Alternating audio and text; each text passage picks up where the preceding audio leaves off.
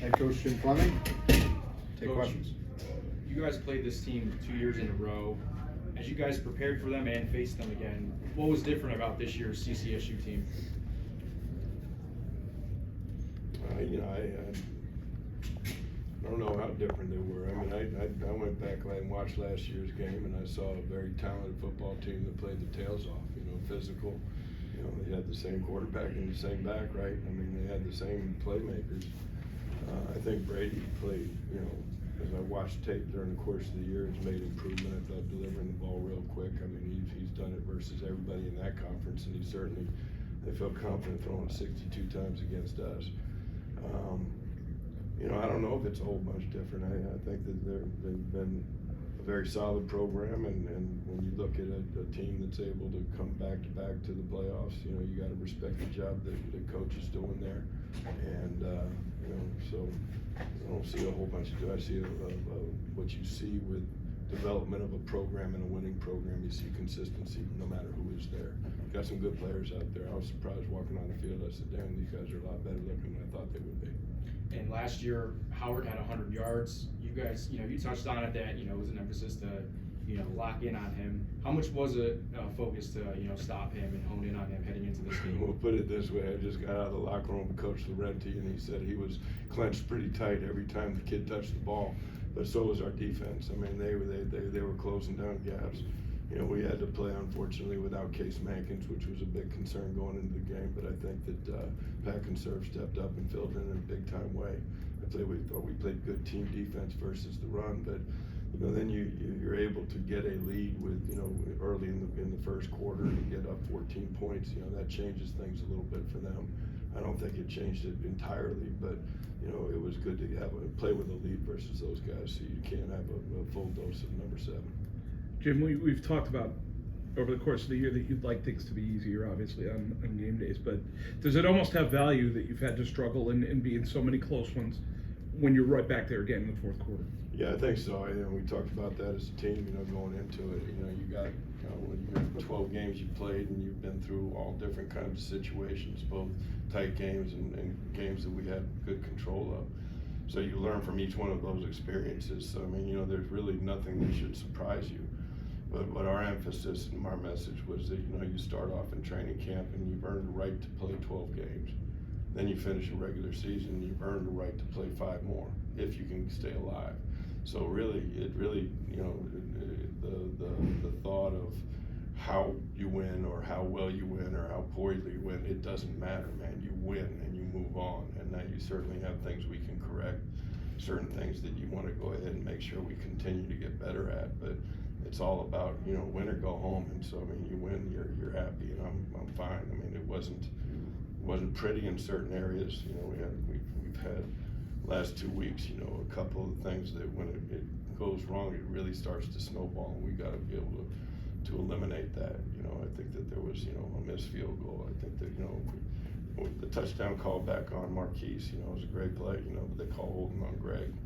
Anyway, we gotta make sure that we tighten things up and make sure that I put them in punt safe right now instead of going on punt return getting greedy when that's the only thing that they're gonna do. With this one potentially being your last home game, just talk about how much the home support has been for you guys this year. The home support's huge. I don't know what the number's at, 14 maybe in terms of home games. I think that, that same thing has been growing as a source of pride for our program. A great appreciation for the 12th man that gets out there and supports us. It's a great place to play, and when I go out recruiting, I sell that in a big time way. I really do believe that Meade Stadium is the best place in the conference to play. Regardless of size and all the rest of it, it's just a good electric environment. People are right on top of you. I'm really sad that there's a little bit of a. Let's count on going in winning next week.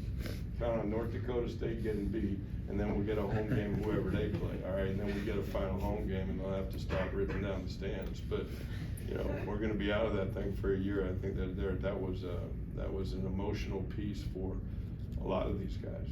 Last time in Meade, it wasn't senior day. Last time for Marquise Buchanan, the juniors that were hoping to stay here and get back and finish their senior years, that was their last game in Meade Stadium. So you know, we like meat. You win there. Jim, could you just go into a little bit of how you managed the clock at the end of the first half? Yeah, if I can remember it. So about a minute left, you let it run down and Yeah, then I ultimately should have kicked the field probably goal? snapped it a little bit earlier, you know, and given us a little bit more time on the tail end. But again, I think things were kind of iffy at that point in time. I thought they had some momentum. I wanted to get out of the half, truthfully, you know. But at the same time, we picked up the 3 points. If I had snapped it earlier, right now, I might have had a little bit more time on the clock. We might have been able to pick up 7. But I think there was a big conversion on that drive that got us in there, and then we chipped it away and got into field goal range. So, you know, we definitely made the decision, let's go for points. We knew we were getting the ball at the beginning of the second half. You know, it was the time before I let the clock run down on their punt, and had I snapped it, I would have saved about 30 seconds. And you know, I always think about those things as, you know, game management things, but we got 3 points. I was happy with that, and I was glad to get out of the half without having an error that continued to get them going in the second half with some more momentum. What's the message going into next week?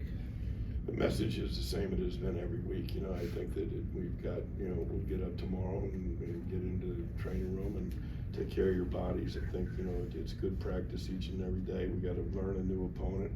I think the travel is a situation that, you know, that we've got to be attentive to. I think, you know, our administration is behind us to allow us to probably go out on Thursday, finish up practice, roll on out there, get acclimated to the time change as much as anything, and then go out there and play a quality opponent. I don't know much about them at this point in time, but they were awarded a bye in the playoffs, so obviously they're a good football team, and we'll go out there and play. I think our kids are really excited to go because it's gonna be warm. We got a lot of warm weather dudes. You know, we went down to Elon. You know, that was a great road trip because they were sitting there, all right, man, it's nice and warm, and I think hopefully they'll be like that out there in Davis.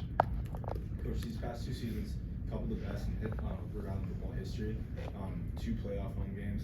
Those things don't come around very often. What's been working for you guys, and what's the greatest testament to the success of the past couple of years? Testament to success is the consistency of our